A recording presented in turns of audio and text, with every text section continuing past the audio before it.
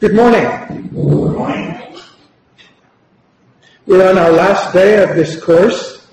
We can cover some interesting new ground today and hope to hear a lot from you.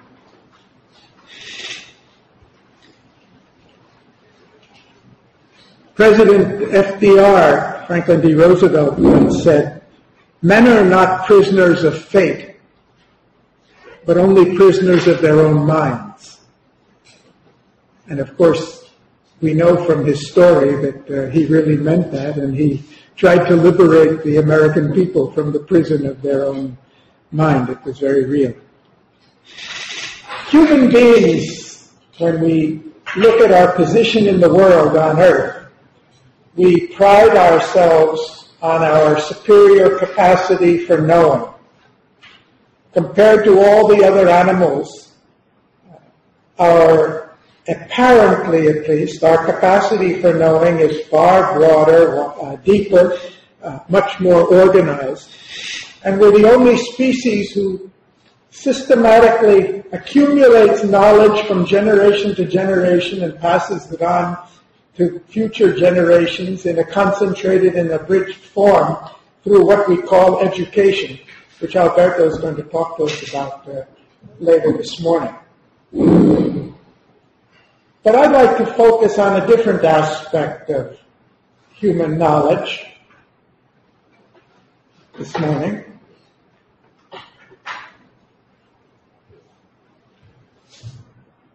We can say that all human accomplishment is made possible by our capacity to observe, study, record, reason, exchange, and transmit knowledge from person to person, place to place, generation to generation. Now, in the last 5 days, we've been talking about a lot of other very important attributes for human accomplishment. We've talked about energy, we've talked about social constructions and attitudes and all, but we understand that all human accomplishment is based on a foundation of knowledge. And the quality of our knowledge really determines the quality of our accomplishment. So we have this ancient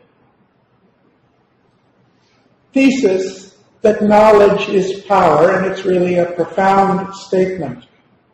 As is our consciousness, so is our power. And if our knowledge is limited or our knowledge is perverted or distorted in one way or another, the use of our power is going to be determined in the same way. Limited knowledge means limited power of accomplishment.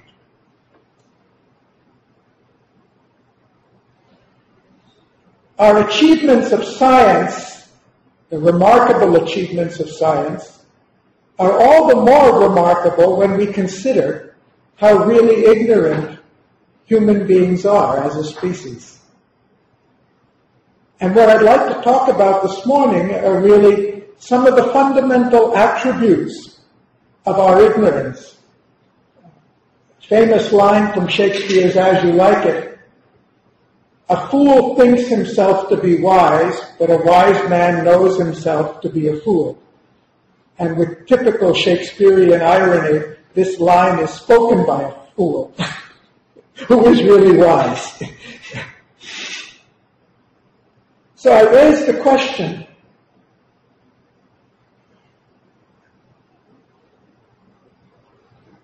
what is it that we really know and don't know? We've all had fun from time to time, and there have been some references to human folly of the past, human predictions of the past, like this one by no less a man than Napoleon. His early estimation of the steamship back around 1800. "How, sir, would you make a ship sail against the wind and currents by lighting a bonfire under her deck? I pray you excuse me, I have not the time to listen to such nonsense." This is a quote by an English academic in 1828 about the railway. "Rail travel at high speed is not possible because passengers would be unable to breathe. They would die of asphyxia." And this was a common belief at that time, that if a human being traveled more than 10, 15, 20 miles an hour, that his body would disintegrate under the pressure. The telephone. This was, Western Union was the American Telegraph Service. So the assessment of Western Union after the invention of the telephone was, this telephone has too many shortcomings to be seriously considered as a means of communication. The device is inherently of no value to us. Nowadays, nobody remembers Western Union, or at least the telegraph. And the head of the British Post Office, the chief engineer, said, the Americans have need of a telephone. We do not. We have plenty of messenger boys. Interestingly note, this is not a technological projection. This is, in the spite of the technology already being there, an incapacity to see the implications and applications. Lord Kelvin, unfortunately, is more remembered for his folly than it is for his inventing the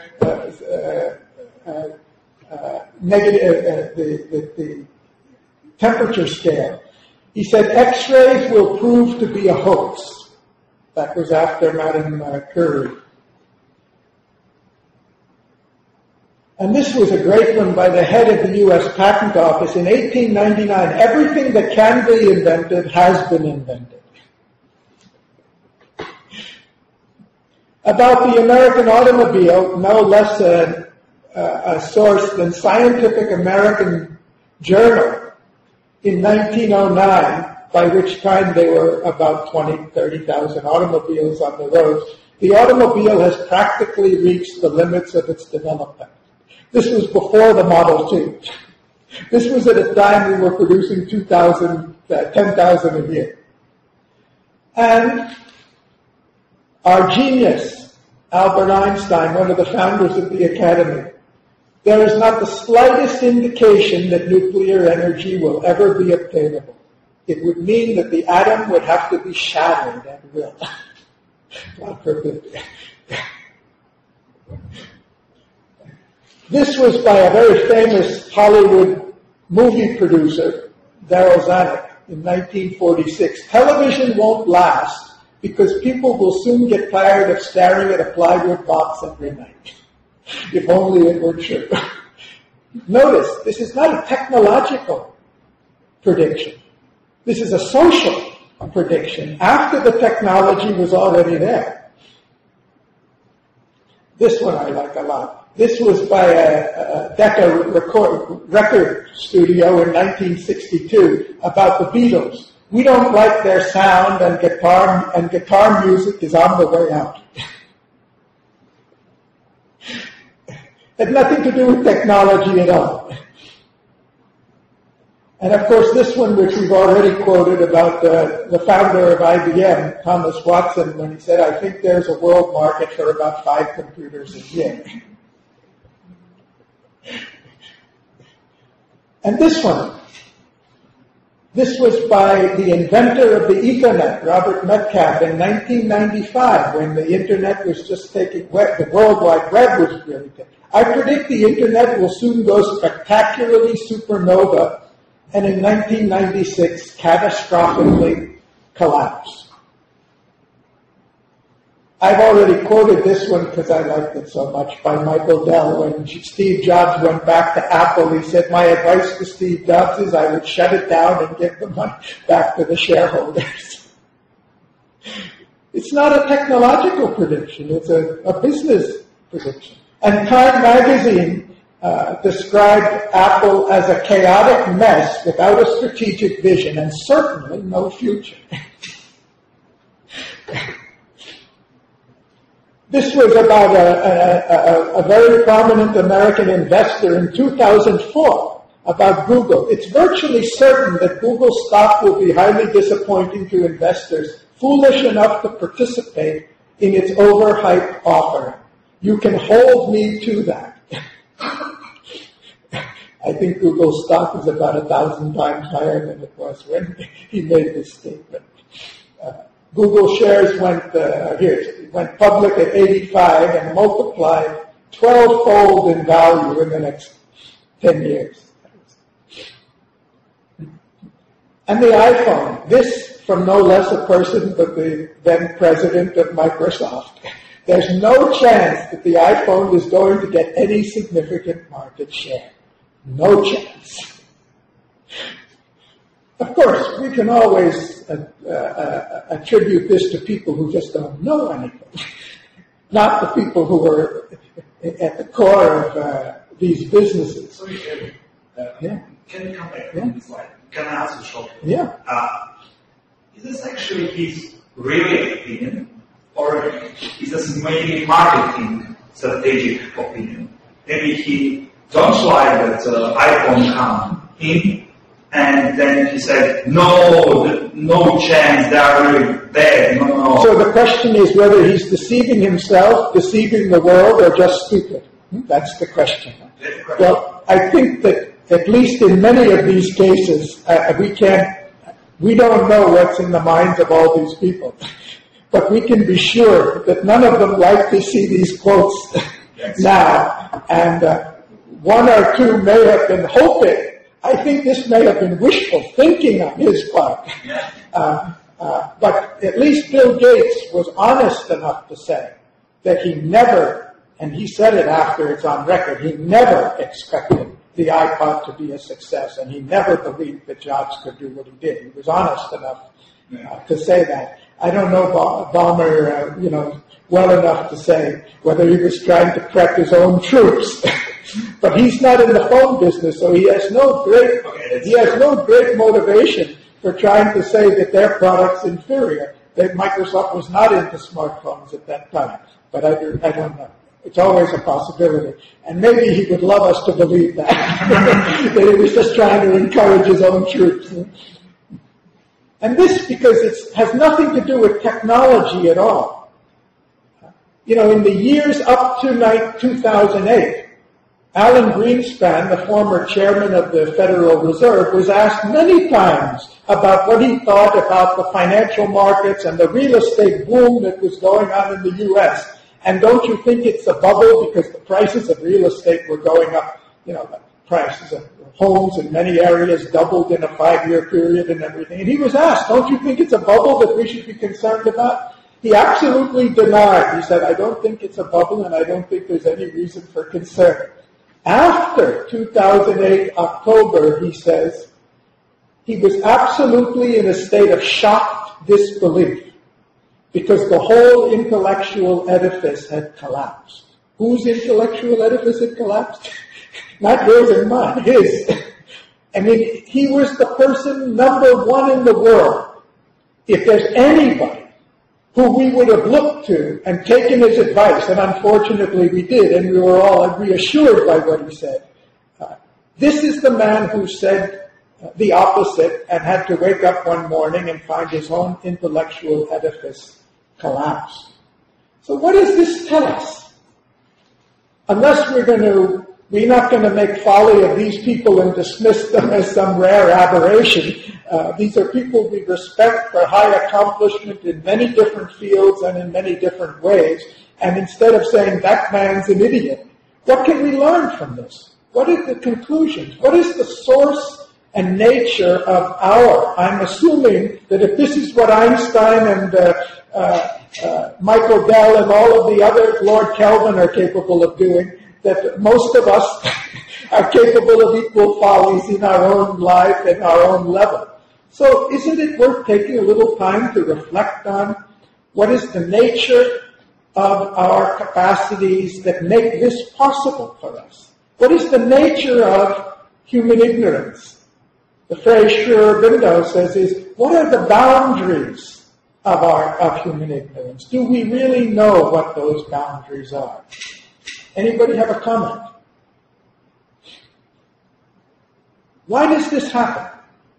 Assuming it's much more common than the 12 examples I've given, and we do it in our daily life, we do it in our judging people. One of my favorite lines from Pride and Prejudice, one of my favorite lines from Pride and Prejudice is that after Elizabeth has met Wickham and heard the stories that Wickham told about Darcy, she goes and tells her sister Jane, anyone that handsome must be good. She's a bright girl, an intelligent girl. Anybody this pleasant and handsome, he must be a good man. This is another version of it. Alberto? One of the reasons that the people or organization or nation err grossly is because there is an attitude that is accentuated or not in people or organization. Because we hold dear to a stable world, and so we do not see reality, we construe reality following our conscious and unconscious expectation. Mm-hmm. And so we project, we think that our worldview, that for whatever reason that we hold dear, has to be stable also in the future. Mm-hmm. Is, in a sense, an insurance against anxiety, and that ultimately in a human psychology, the fact that we all know that's what makes us human, that we're going to die. And what it means, we like to control because we live in a world that actually is out of our control, mostly. And so the more we want to keep things stable, the more we restrict our view. And even more with the dysfunctional character structure or personality, or dysfunctional organization, dysfunctional nation, we deny, we distort or negate big facts. And that's why you can explain big follies like Hitler wanting to invade Russia when all his meteorological expert said no, it's going to be a particularly harsh winter. But his wishful thinking, he listened to fortune tellers that he was very fond of, and they said, go ahead, and he did it. Now, can you understand something more crazy than that? And crazy people are a good example. And, we have a lot of difficulty to live in reality, and integrate the facts and be flexible. That's what we were talking about, fully functioning person or minimally functioning person or organization. I would explain it like that. Great. Anyone else? Any other reason? This is certainly a central reason. We project what we want to have happen and tend to believe it, though global warming is not really real, because if it is, I have to give up everything I'm doing and change everything, and I don't want to do that. Therefore, I would prefer to believe that it's not real. In England during the 1930s, when Churchill was going to Parliament every day with secret confidential data to show that Germany is rearming at a massive rate and will soon overtake England in terms of its aircraft and tanks and ships and everything, the governments preferred not to believe that, because they said if we do that, we have to go to the people and start raising taxes, and that will disturb everybody. We prefer to believe that Hitler is benevolent and he has no such intention of going to war. And that's what Chamberlain and Baldwin did. They went and met him and said, no, he's an honest man and only wants to build up the self-respect of his country, because that was much easier and more convenient and much more soothing to believe than what Churchill was very sure was the actual truth, and the evidence was there to support it. So, anyone else? Any other reason that could account for our remarkable capacity to be wrong?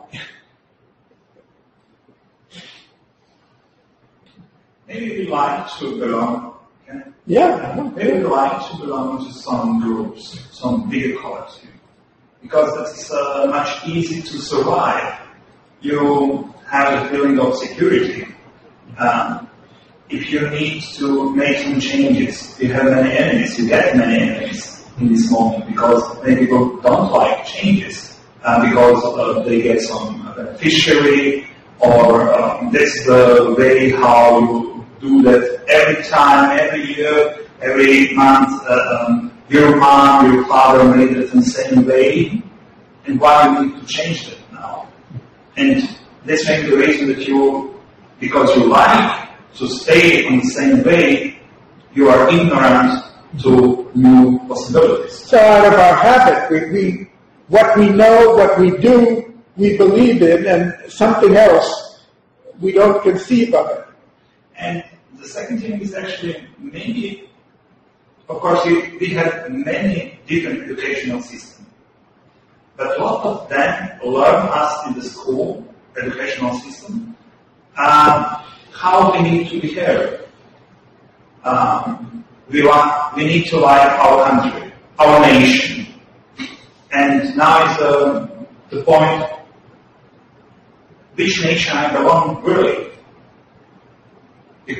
Why I'm Croat? Mm-hmm. Only because somebody told me I'm Croat. Mm-hmm.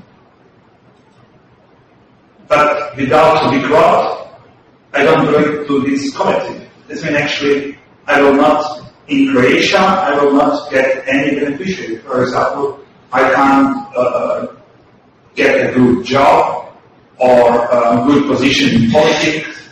This means actually on one side it's my benefit. Another side, my system, my educational system teach me to behave in this way. For example, 2 days ago, it was some Balkan conference in Berlin. And now you have in all newspaper in Croatia, they said Germany choose Belgrade in Serbia to be a leader. And this sentence means actually that everyone in Croatia will be against this Balkan conference. Yeah, Everyone. And of course, I read it in the text of the conference, of this Balkan conference. I can share it with you if you are interested in the Balkan politics and so on. But without any message directly concrete to Belgrade or something that we can think maybe it's in this direction. No, without that. But only the sentence in Croatian newspaper today, and it's the same position for sure than in Bosnia, because Bosnians read Croatian newspaper, and you have already 2 countries against it. Yeah. So, somebody manipulated us. It's an educational system, it's politics, international community, elites, and then it's easy to be ignorant. And the third thing is, close to this one, is actually, if you can't believe, you come back in something what is secure. And secure is that what you have already. Which I think is what the point that Alberto is making. Great examples. And then we have the example that Gianni gave us a few days ago about the emperor's new clothes, where we believe something because we want to be part of the group, which is another related aspect. Let's look at some of the other reasons. These are very good, central, important factors.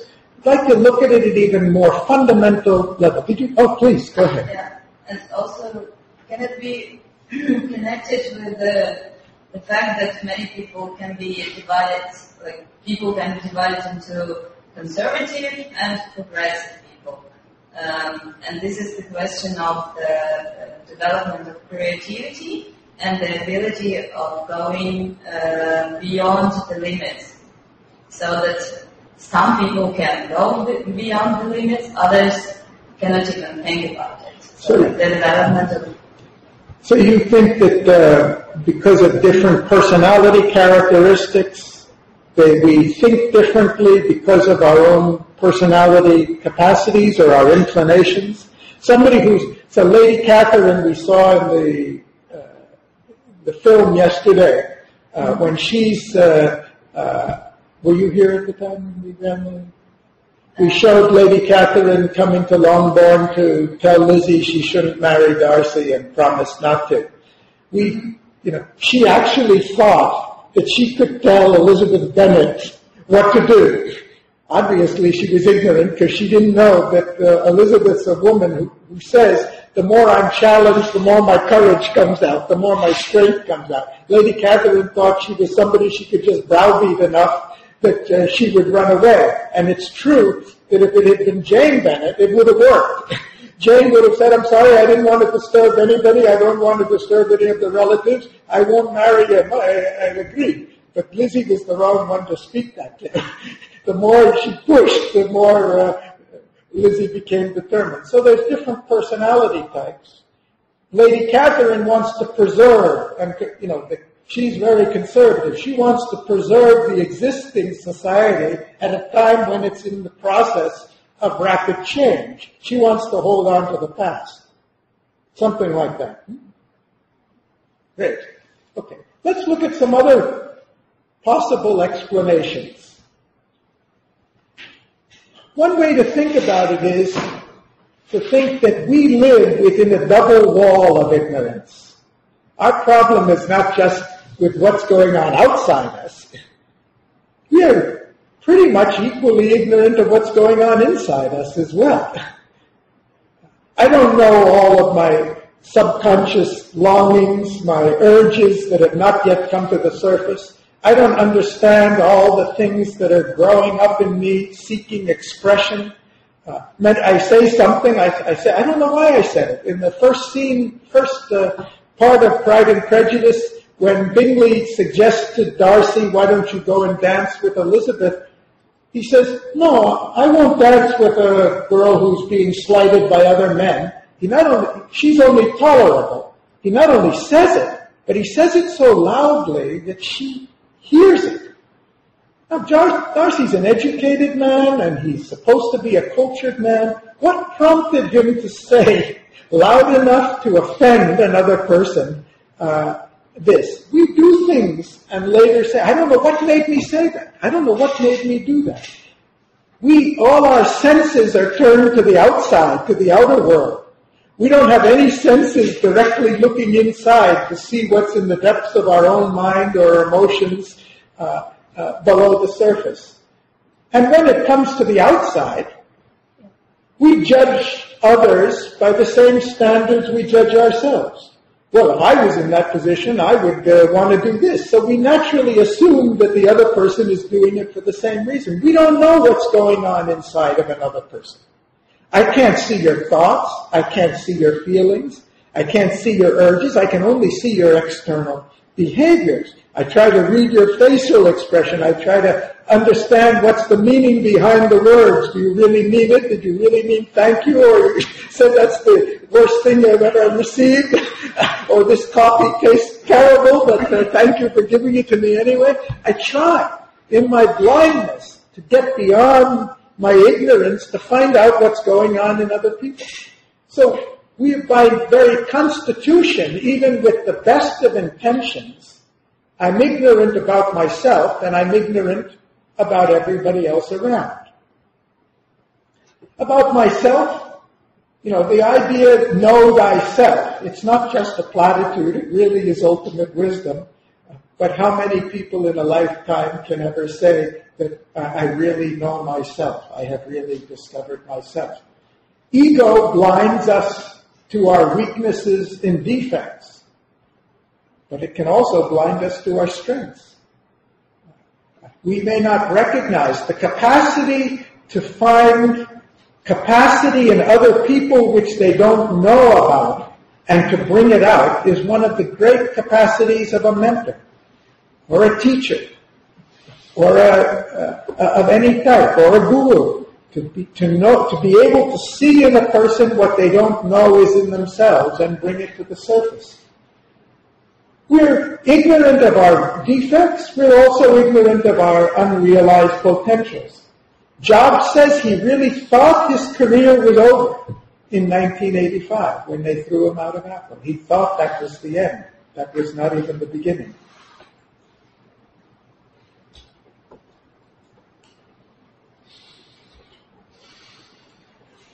But our ignorance goes much more than that.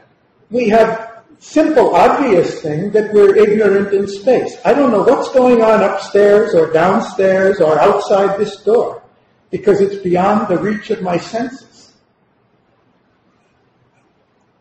I tend to judge the world from what's going on in my proximity. If things are very violent here, I think it's a violent world. If things are very peaceful and beautiful here, I think it's a beautiful world. It's not so easy to be open to what's beyond our physical limits. We're ignorant in time. After all, there's only one time in which we can really live, and that's the moment. The moment that's already passed is gone forever. That moment that was there a minute ago or an hour ago, I can't relive it. I can try to remember it, but memory is not living. Memory is kind of like a photograph album, where going back and reviewing what happened in your past from photographs. But photograph is just a two-dimensional reflection. It doesn't bring back the vividness and reality of the past. And when it comes to the future, we can't even look one moment ahead and know what's going to happen. Who's going to come in the door? Who's going to call on the phone? What is the news we're going to get?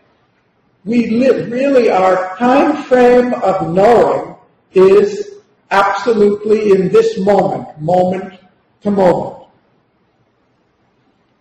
We have a capacity to learn from our experiences. We learned something in 1929 and 1933 about banking, and we regulated the banking in the U.S. and avoided a repeat till 2008. But after a while, we tend to forget the lessons that we've learned and change and stop behaving that way, and we bring it back again until we repeat it again. So even when we have a memory, even when we've learned something, our memory tends to be short-lived. Occasionally, we learn even from a single experience. I put the example of Post-it notes up here because 3M was one of the 45 companies that were approached by an inventor in about 1948 with a new invention, which he called the Xerox machine. And he took this invention around to companies like IBM and Kodak and a number of other companies and said, I have this new invention where you can make copies of photocopies of any paper. And the typical response of the top executives of these is, thank you for showing us and thinking of us. It's really a very genius invention. But after all, what are you doing with this that we can't do with carbon paper?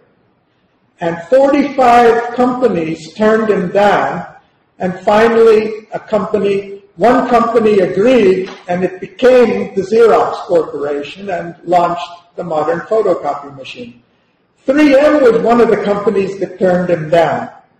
And when they realized their folly, they decided they never were going to repeat that mistake. And so they introduced a system of internal entrepreneurship there, that anybody who has an idea will be given the freedom and support to follow it until they can really evaluate it. And one tiny example, 3M's a huge company and they've invented so many things, used to be called Minnesota Mining and Materials, but they dropped that a long time ago. One lab chemist came up with a glue that didn't do what it was supposed to do. It didn't stick. After a while, you just peel the thing off. And instead of throwing it away as a failure, he asked himself, is there anything that this might be good for? And they came up with the Post-it note, which itself is $1 billion product today, because of the culture, because they learned from their past experience. How much do we really learn from our experiences? How much do we really get the knowledge out of our experiences? One thing I heard was that memories keep coming back to you as long as you haven't fully grasped the significance of them. And when you fully grasped and learned all you can learn from an experience, it doesn't come back to you anymore. That way, how much we have in the past, we don't need to live more to learn. If we can learn all from all that's happened to us up until now, we would all be very rich and wise. We're not just ignorant of the past, we're ignorant of the future. This is a line from Sri Aurobindo's epic poem, Savitri. He says, on this dumb, ambiguous earth, here where one knows not even the step in front, where we don't even know the next step. Now, this is not an accusation, this is a description. Oh, you're so dumb you don't even know the next step of what's going to happen the next minute. We take it for granted we don't know. But all the examples I gave you this morning are people who didn't know the next step in front, but thought they did. Were pretty confident they did. In some cases, were damn sure that they knew what the next steps were going to be in front. So, it's not just a fact that we're ignorant, it's a fact that many times we don't know that we're ignorant, and we think we know, and we think we can say what's going to happen in future, and that really is an ignorance. Steve Jobs, I told the story of how at the time when Pixar was failing, he took $250,000 and invested it in a 3-minute documentary, animated, computer-aided film called Tiny Toy, which won the Oscar as the best short film of that year, and then went on to become Toy Story and sold for $250 million or something, and launched Pixar on its career.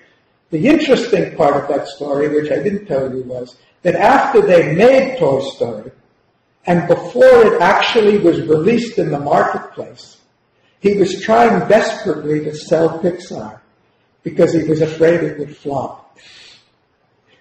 And he was really trying to find a buyer for Pixar at that time, and he then read a pre-review in one of the New York magazines in which they praised the film. It's his own film. And when he read that review, he said, maybe I ought to wait. And of course, because he waited, he finally sold the company for $7 billion, which he had invested $7 million in. But he himself, having done all of that, having the courage to do it, he didn't see. He didn't know a minute beforehand what it was going to be like. Well, if we learn one thing in science, the first lesson we learn is that appearances can be deceiving. I mean, the very first thing we learn about the senses in science is you can't rely on the evidence of the senses. I go outside and I stand there for a while and I see the sun is moving from east to west, and I say, yes, the sun is rotating. For me to understand that it's not the sun that's rotating, it's really I am rotating, and the sun is, relatively speaking anyway, standing still, is a direct contradiction of the senses. I take a stick and I put it in a bucket of water and I see the stick is broken or it's bent. And I pull it out and it's okay again. So the basic lesson humanity has learned is the senses, which are our primary instrument of knowledge, distort reality, can give us an impression that's diametrically opposite of what is true. So one of the things we learn is to compensate for the errors of the senses. And of course, in our perception, Our mind is doing that all the time. Yet, empiricism, the philosophy of empiricism, essentially tells us that the only reliable source of knowledge is what we can perceive indirectly through the senses. Because the senses don't give us a direct perception. It's an energy that's coming from an object and falling on my sense organs and being interpreted by my own brain and my own personality, and so we see different things. When Lizzie saw handsome Wickham, she said he must be a good man. She's judging from the senses and coming to very different conclusions. But fortunately, we have higher mental processes, so we don't have to just rely on the evidence of the senses. And our higher mental processes we're constantly using to correct and offset the limitations of our senses. The reason. Reason is our coordinating intelligence.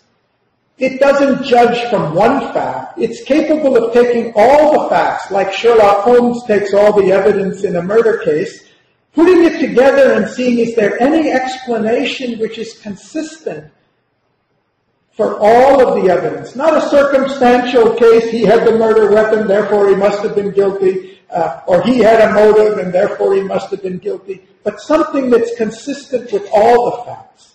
And our reason is that marvelous faculty that enables us to overcome the limitations of the senses and put things together in a wider way. But we know the reason many people with the best of intentions, like Einstein talking about nuclear power and others, thought they were being very reasonable when they came up with assessments of the future which turn out to be very ridiculous later on. So our reason, we know, is not an unflawed instrument. First of all, it very often has the capacity to mistake a concept for a reality or a symbol for a reality. The one that's most real to me is money. The average person, and most all of us, we think of money as a thing. If only I have money. Money means the currency notes. We don't realize, as I think I might have mentioned a few days ago, if I'm on a desert island, suitcases full of money won't do me any good at all. If I'm in a country like Bata was in, where the economy is in collapse, money is not the solution to the problem. Money is only a symbol for the capacity of the society to produce. And the value of the money is not an intrinsic aspect of the money. It depends on my trust in it. If you have a 500 euro note and you go to Netherlands and go to a shop, this is my own experience, you can't find a shop in the Netherlands that wants to cash your 500 euro note. Why? Because too much danger of counterfeiting. But it's a real note. Yes, it may be, but we don't take them. So what's the value of my 500 euros if people don't believe that it's 500 euros? Turn it around again. Supposing this really is one of my counterfeited 500, perfectly counterfeited 500 notes. What's the difference? If I give it to you and you accept it as real, and you spend it and other people accept it as real, what's the difference between the counterfeit note and the real note? The thing that makes my note real is the fact that people will accept it. And the moment they accept it, it's working like money, the same way as any other money. Only difference is I got the 500 instead of the government that printed the note. So money is not that thing that we always think it is. It's really something much less substantial, and that's why it can disappear. In 2008, about $12 trillion of wealth disappeared virtually overnight. Because of what? Not because there was a change in our factories or our production capacities or our people or anything like that, because a change in our faith and our confidence and our trust our trust in the future. So the mind has a tendency to mistake symbols for realities and treat them as if they're physical things. Sri Aurobindo made an interesting comment. He says, mind knows its own analysis. I'm reminded of the story, it's just a story, I'm sure, but of the German physiologist that dissected a patient in order to find his soul. And when they couldn't find it, they proved that there's no soul because it wasn't there in the body. I suppose they could have gone and dissected his heart looking for love and proven that there was no such thing as love either because they didn't find it in his heart. But materialism, naturalism, methodological naturalism started in the 15th, 16th century as an understandable reaction to the fact that all truth was established, declared truth as it was in the Bible or declared in the church. And therefore, intellectuals at that time said, we want to find another standard for truth where we can conduct experiments, where we can test hypotheses, and we can come together and exchange our views and conclude as to what is really true or not true. And that was the basis for the rise of modern science. But what happened after a while?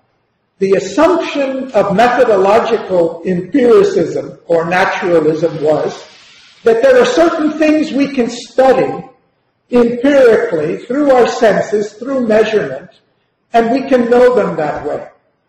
But after a while, it became not methodological naturalism, but philosophical naturalism, that only those things that we can observe physically and measure physically actually exist.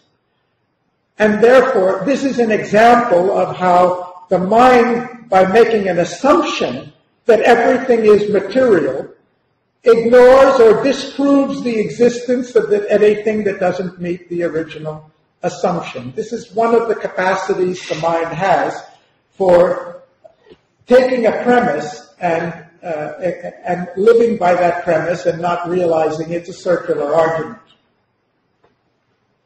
Mind has other capacities too, wonderful, powerful capacities that have brought us to where we are. One of them is it has a capacity to know things by dividing them up, by breaking them up into their smaller parts, by knowing things by division. And many of the great discoveries of science, like the periodic table or the species, the phylum of animals and vegetables, of the vegetable kingdom, the categorization we do, all has come from our capacity to examine differences between things. That has also led us to all of the shortcomings of reductionism. Because in the process of breaking things up into smaller parts, we lose the forest in seeing the trees, is the proverb. We see the parts and we lose the context in which it exists. So we try to compensate for that fundamental tendency of the mind, the capacity to concentrate. We all do it. When I want to study something or read something, I say, please leave me, don't disturb me, I need to concentrate. I put out everything else. If my children are there, I say, please go in the other room. If there's a TV on, I say, please turn it off. I want to focus on this. And so much of our learning comes from that. But we know the more we focus on the specialization, the more our knowledge becomes fragmented. Becomes fragmented into so many academic disciplines that sometimes they seem unrelated. The specializations seem unrelated to one another and to the whole of life. We get financial markets that are unrelated to the real economy, and we get an economy that's unrelated to the society and to the political system, and so forth, because of this capacity to divide and conquer. So we try to compensate for that. We try to compensate for that by putting all the pieces back together again. And so we get a notion of health that is listing all of the possible diseases and with the remedy for them, and rather than recognizing that health is a product of the whole, not just of the biological, physiological whole, but health, as Alberto has said, is a function of our social relationships, it's a function of our psychology, it's a function of our mind as well as our body. So we know that this division doesn't give us all the answers. And we also know that just by aggregating all of the parts, we don't get a whole. You can take the human body and take all the organs and all the cells and all the tissues and put them in a pile, and the only thing you have is a pile. You don't have a living organism, because a living organism is something more than the sum of its parts. But these are inherent limitations of our human way of knowing. So we try to, physicalism, I think I even mentioned that already, so I don't go on. One of the other things we tend to do is, we tend to, because physical things, we tend to be mechanical in their constitution and nature, we tend to look at the world in terms of mechanism, in terms of parts, and that's where natural science grew up, looking at the universe, looking at the movement of the spheres, looking at the functioning and the flow of blood in the body. We try to understand reality in terms of a mechanism. But when we apply that mechanism of the physical world to our social reality and our models of whether it's centralized economic planning or social engineering, we find that somehow something essential has been left out in our emphasis on mechanism. That the human being and human society and living systems and living ecologies are not just a question of connecting all of the pieces into a great giant motherboard. There's something else there that can't be reduced to mechanism. And then we have another fundamental problem for which we might like to thank Descartes, but I'm sure he's not the only one who ever thought of it. We have a divorce between our mind and the world around us. Even when we know that that's not true, we tend to separate ourselves from the world around us and look at it as if it's something external to us and unconnected with us. And what happens, there was a famous quote about Sir Sidney Carleton a few centuries ago, where he saw a man going to the gallows to be executed, and he said, "Thank God that it's him and not me going there." And that was paraphrased by somebody else. If you really understood, you would understand it is you going there. You're a member of the aristocracy. Him first, you next. There you are going to the gallows. We tend to divorce and see what happens to other people as if it doesn't apply to us. That's another form of exclusive concentration that we have. We sever the connection between ourselves and the external world. And Western scientific empiricism has done it to such an extent that we tend to feel that the life around us is something disconnected from us, other than us. We have to piece together again and remind ourselves that the world is an integrated ecological whole. And in the afternoon, we're going to discuss this under what we call life. And our notion of life is very much based on this notion. Life is something out there. The border, I stop here with the skin, and everything outside of me is separate from everything that's inside of me. And we're going to explore that assumption and see what some other cultures have said about it. One of the great achievements of the 20th century has been, we're trying to overcome some of the most obvious weaknesses and limitations of this reductionism,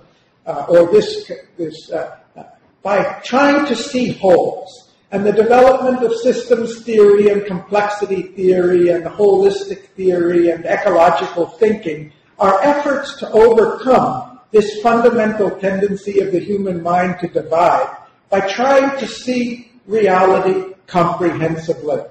To focus on the importance of relationship. It's one of the things I've enjoyed most about our discussions this week is, for me, it's such an obvious thing now, but when I was growing up, it wasn't obvious at all growing up in America, how absolutely central human relationships are to everything.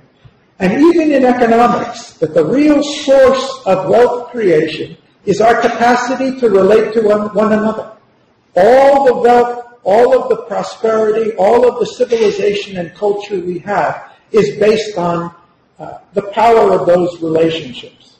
Well, systems theory has helped us a lot to understand more about the nature of those relationships, to even reduce a lot of it to mathematics. In the process, though, my own experience has been that most systems theory in trying to model reality tends to still regard that reality as a mechanism. We're going to discuss it next week. We have Roberto Poli coming from Trento. He's a specialist in complexity theory and all. We've had long discussions on this as to how in the effort of plotting all of the connections and interconnections in this complex mechanism, we tend to reduce everything to as if it's just a big complex machine with a lot of feedback loops. Another common way in which we tend to mistake reality is mind likes to see things in terms of opposites. It's either black or it's white. And I think, Elena, what you were saying this morning about the conservative and the progressive is one example of that. I don't remember when I mentioned it. I think maybe I mentioned it here earlier in the week. But we divided the world into capital. We did for a long time. The world was divided into capitalism and communism as if they were opposite poles. Whereas, in fact, I would say that capitalism was civilized by communism early in the last century because it was only the threat of communism that ushered in socialistic social welfare schemes into capitalism because out of fear that communism would spread and take over. These two are not really opposites. They're opposite ends of a continuum. And obviously the reality is not total freedom in disregarding equality or total equality disregarding freedom, but some system that can synthesize both the freedom and equality in a way that creates opportunity, maximum freedom for individual creativity, but maximum assurance that everybody gets what they need and everybody has an equal access to that. It's easy for our mind to contrast things. It's not so easy for us to see that what we see as opposites are really complementary sides of a wider truth. And if you look at the great scientific discoveries, you often see that the greatest scientific discoveries were discoveries that took things that appeared to be unconnected, totally different from each other, like Maxwell with electricity and magnetism. Electricity and magnetism were thought to be totally different phenomena, and yet he showed at a higher level they're both expressions. He reconciled them. Einstein did the same thing. With acceleration of an object and gravity, we thought they were two totally different phenomena. Space and time, he reconciled. Newton did it with the laws of motion and rest. We thought motion applies to some things and inertia is something else. Didn't realize they were parts of a wider phenomenon. So mind has that capacity, but it's not the way we normally work. And I like this quote by Carl Jung. Everything needs its opposite for its existence. The indivisible whole being that the individual is made complete when he accepts and integrates all aspects of his personality, realizing in the process that contradictions are complements. And one of the things I like best about the story of Pride and Prejudice is even the title. Look at this title. Pride and Prejudice. The whole story is the story about contradictions that become complements, and how each of them helps the other to grow and become a better person and get transformed in the process by what appeared at first light to be two people who are totally incompatible with one another and have nothing to offer one another. But it's an expression of this principle. So, to know that the opposite of everything we believe also has a truth in it is a great truth. Here's another quote from Schergendorf. All human thought, all mental man's experience moves between a constant affirmation and negation. We affirm the communism for the world, or we affirm free enterprise for the world. We affirm the sanctity of monarchy under the King III, or we affirm democracy as if it's a perfect system. There is for his mind no truth of idea, no result of experience that cannot be affirmed, none that cannot be negated. Have you ever thought of the principle of debate? You're given a topic, put on one side or the other, and asked to argue logically for the truth of your position. And if after winning the award on one side, you switch over and are given the other side, you can win the award on the other side too.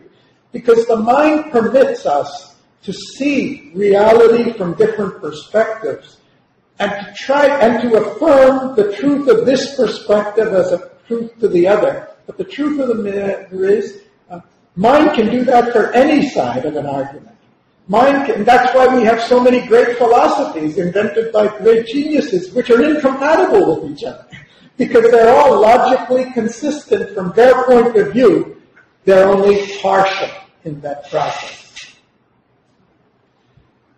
Well, reason is a great instrument, and I've tried to point out some of its limitations that we try to overcome, not to talk about all the things it's achieved, because we know that. But it's not the only instrument we have. Our mind tries to know others as if they're external objects. I try to know you by looking at you, by relating to you, by listening to you, by talking with you. But our emotions, we try to know others not just as external objects. We try to know them through an inner contact, through an inner exchange of feeling, of recognition, of sympathy with them. And there's another deeper way in which we know things where we try to identify with the other person or identify with the object. We try to know it by being it. And this is one definition for intuition. Henri Poincaré, the famous French mathematician and physicist and philosopher, said, "It is by logic that we prove, but by intuition that we discover." It was interesting when I read Karl Popper, the famous philosopher of science. Popper says that all great, maybe he doesn't say all, but great scientific discoveries are almost entirely a process of intuition. Later on, the scientific method and the rational processes are used to prove or disprove what we have discovered, to validate it. But the actual process of discovery is not. Kant says the same thing. All human knowledge begins with intuitions, proceeds from thence to concepts, and ends with ideas. Isn't it interesting that we teach rationality, but we don't teach intuition, even in science, where the great discoveries come as a result of that? In fact, we probably don't even believe it's possible to teach intuition because we really don't understand what it is and how it works. Steve Jobs said, "I began to realize that intuitive understanding and consciousness was more significant than abstract thinking and intellectual logical analysis. Intuition is more powerful than intellect." Einstein on intuition. "The intellect has little to do on the road to discovery. there comes a leap in consciousness, call it intuition or what you will, and the solution comes to you and you don't know why or how. The intuitive mind is a sacred gift, and the rational mind is a faithful servant. But how often do we use them that way? We make the rational mind the king and want to compel our intuitions to meet the. We have created a society that honors the servant and has forgotten the gift. Then he said, there is no logical path leading to the highly universal laws of science. They can only be reached by intuition, based upon something like an intellectual love of the objects of experience, a love which makes us identify with the thing we're trying to know. So what's the difference between mental and intuitive knowledge? I'm winding up now. The intellect perceives differences. The intellect, we're trained to compare and contrast things and see their differences. And we understand reality in terms of mutually exclusive opposites. Intuition focuses on the interconnections and relationships and the underlying unity that connects everything together. The mind discovers finite laws and limitations. Intuition uncovers the realm of infinite potential where nothing is impossible. Mind discovers patterns of similarity and repetition in human history. Intuition perceives the underlying evolution of consciousness that is gradually emerging. Ideas are the highest truth accessible to mind, and it discovers all mental truths are relative. That's what we've discovered. But intuition affirms truths that are universal and eternal values, which have that absoluteness to them. And I wonder if one day, in the future of science, today, in science, infinity, the very concept of infinity is, if your formulas in physics lead to a result of infinity, you conclude that there's a mistake in your formula.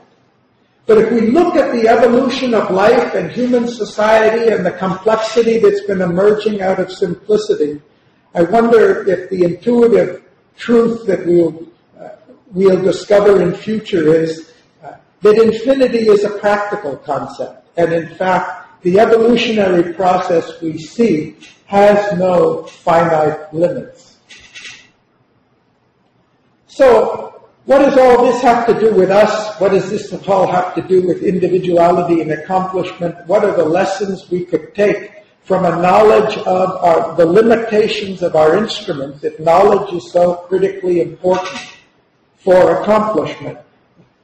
Does this mean there's nothing we can do? So I just put down here what I think are some simple ways in which this knowledge can be made practical and is made practical by many people who accomplish at a high level. The first is, if we know that mind's way of looking at things is limited and can be distorting, and may see only one side of the truth and has difficulty reconciling opposites, the first thing that makes sense is don't place too much faith in the mind's externalized way of seeing things. Don't be too confident, as many of our examples were, that they absolutely know the future of the telephone or the automobile or the computer or the internet or of Apple computers or anything else. Know that we don't know. Consider other points of view, rather than judging solely by one standard. And that's inherent in the scientific method, but often not followed in practice. Always remember, try to be as conscious as possible of what we don't know. Try to consider the whole and not just be lost in looking at the parts. And that's difficult for the mind to do, but by a conscious effort we can. Don't judge the future from the past. Don't judge just because something has not been realized. Don't assume that it's unrealizable. give greater importance, this is a very important one for me, give greater importance to the intangible than the material factors. That's what Morgan did in 1907. That's what FDR did in 1933. That's what Churchill did when he said, we will never surrender. That's what Henry V did at Agincourt when he was outnumbered 5-1 and said, we're going home in victory, and anybody who leaves now will be sorry they missed the chance. Because they all understood that the intangible factor, which we can't measure, which according to materialism doesn't even exist, is more real and powerful than that which we can measure and hold in our hands. And there's a famous quote from the Bhagavad Gita, you can become whatever you believe you can become. As an ultimate wisdom for accomplishment, I think this sums it up. And this was written some 2,500 years ago at least. Thank you.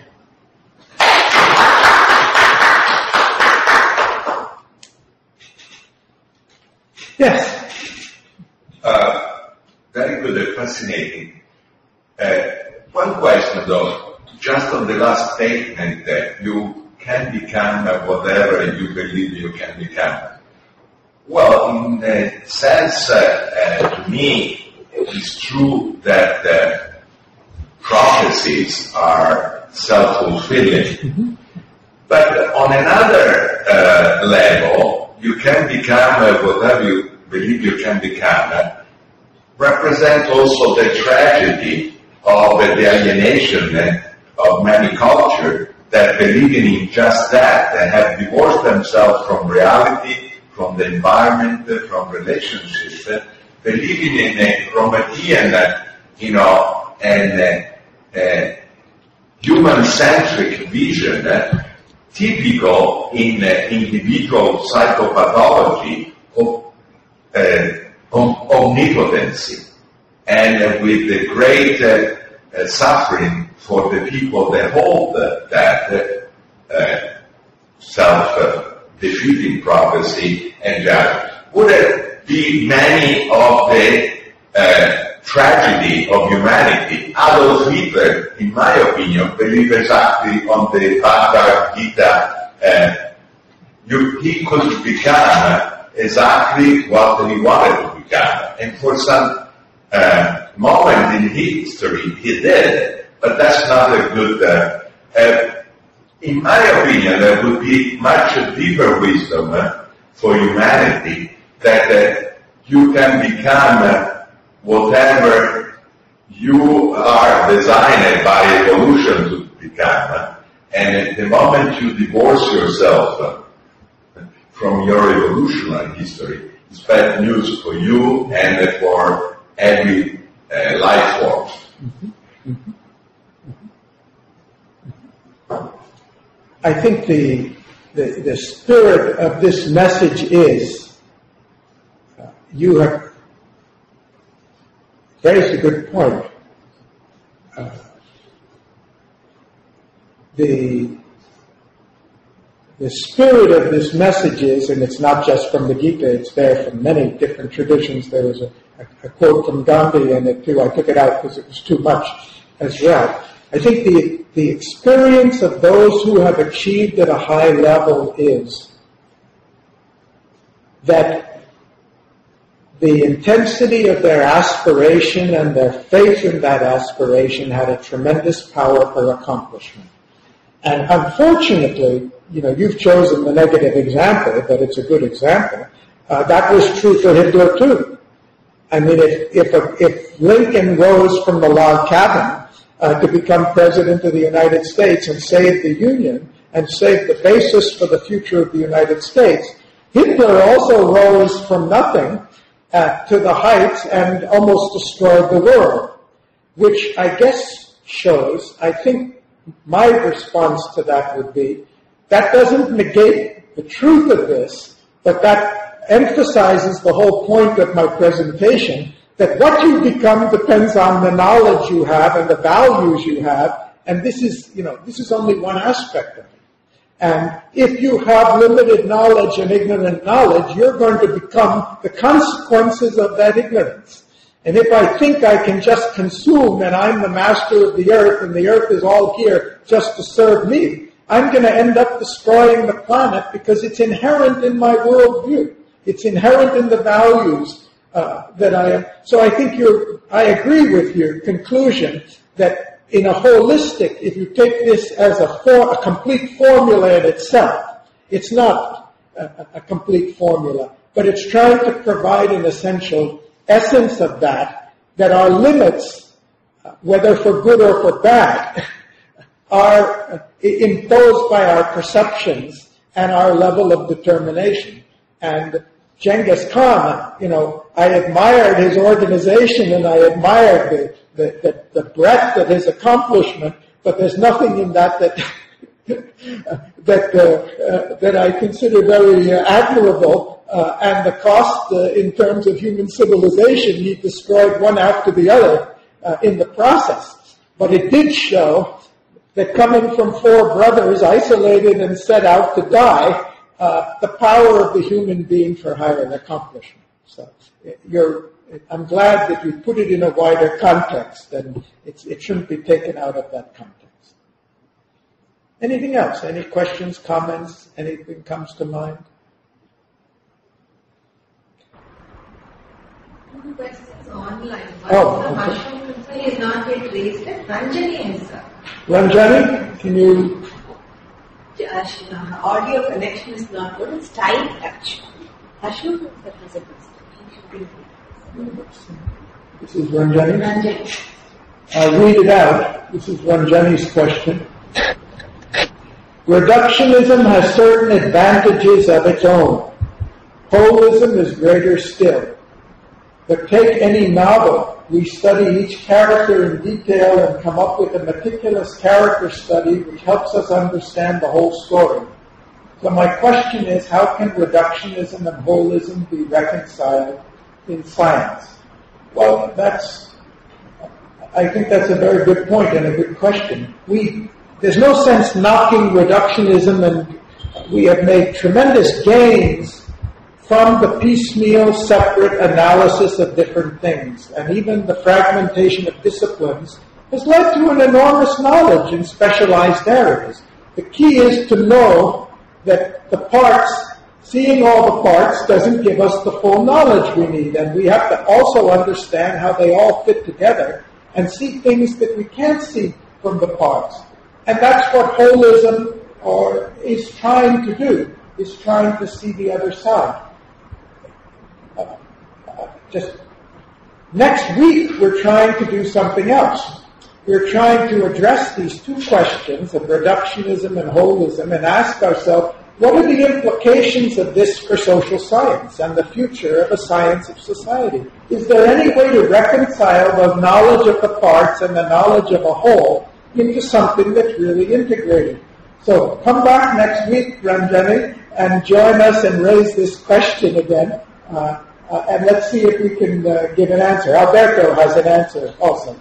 Well, not so much me, but I'm reminded that in a paradigm change in science, it's not that a new paradigm cuts away anything that is useful of the previous paradigm. And to just give a specific example, the systemic paradigm, the revolution brought upon us by quantum physics, didn't toss away Newtonian physics. It's been, actually included. And so, with the change of paradigm, we just have a different map, but everything useful of the previous paradigm is kept and integrated in a new light.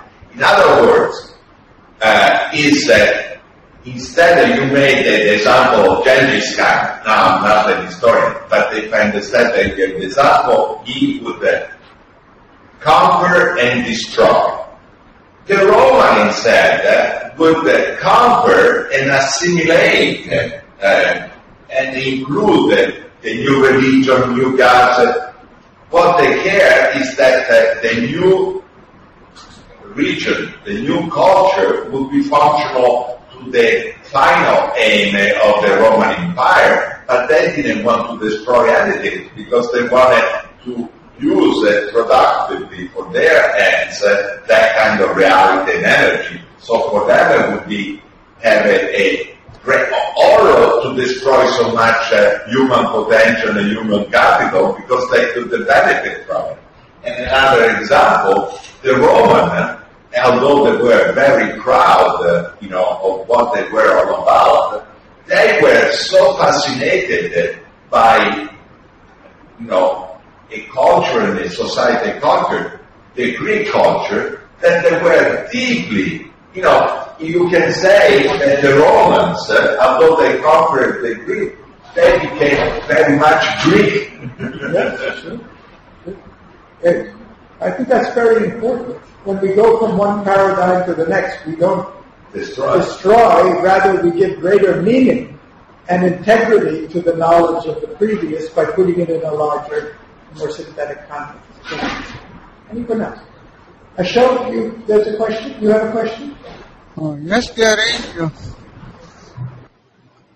I would like to know what is the role of faith in accomplishment. Faith, because it carries religious connotations and it often gets mixed up with superstition. Science has dismissed faith when it comes to accomplishment. But I believe that even in the field of science, a lot has been accomplished mainly on the strength of people sustaining their faith. Okay. Ashok's question is, what is the role of faith in accomplishment? Faith. Though faith has a religious connotation, he thinks even in science that faith has been an important factor in accomplishment. Alberto, you want to answer? I'm an atheist, and I do not belong, obviously, to any organized religion. But I think, from my life experience, and also my personal life, and from all I know, that faith, whatever religious faith or no faith, has a big importance, not only on scientific discoveries, and Einstein and many other scientists, but that since that in our civilization, perhaps by the horror that organized religion had created, totally opposite of what they preach, they have, destroyed lives, they have done terrible things, shame on them, and that's why I'm an atheist. We have divorce spirit, like it's another department, but it's psychology, sociology, and spirituality are all one, as all one is mind and body. These are artificially and not useful barrier to have an integrated experience of your life. I think so. Faith. But the research is vast. Doesn't matter if it's religious faith or not. If faith is also trust, it has a position in the universe. And even in medicine, if I have faith in my doctor, in the surgeon that is gonna, give me the surgery I need, in the hospital that I'm gonna go to have the care I need, that alone, brings enormous positive result. A little bit like is misunderstood spirituality, is misunderstood the placebo effect. People think that the placebo effect is an extraordinary, but how people can be stupidly thinking that a pill of sugar is a powerful medicine and we would have a positive effect.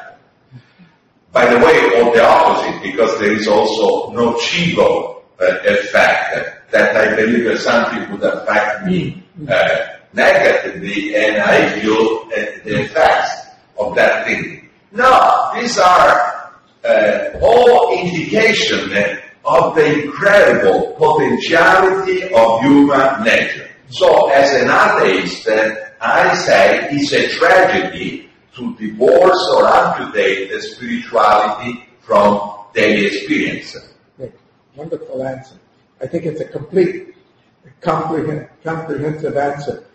I can only add, if you reflect back on all the examples that we've discussed this week, if Steve Jobs hadn't had the faith in John Lasseter and invested in his tiny toy, if the people hadn't had faith in FDR when he asked them to go put the money back in the bank, if the bankers hadn't had faith in J.P. Morgan when he said, we're going to stop this crisis, give me $25 million, and so on, if the militia, U.S. Continental Army hadn't had more faith in Washington than they did in food and clothes, none of these great accomplishments would have been possible.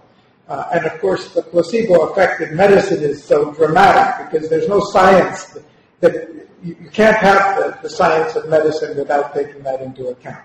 Great. Thank you.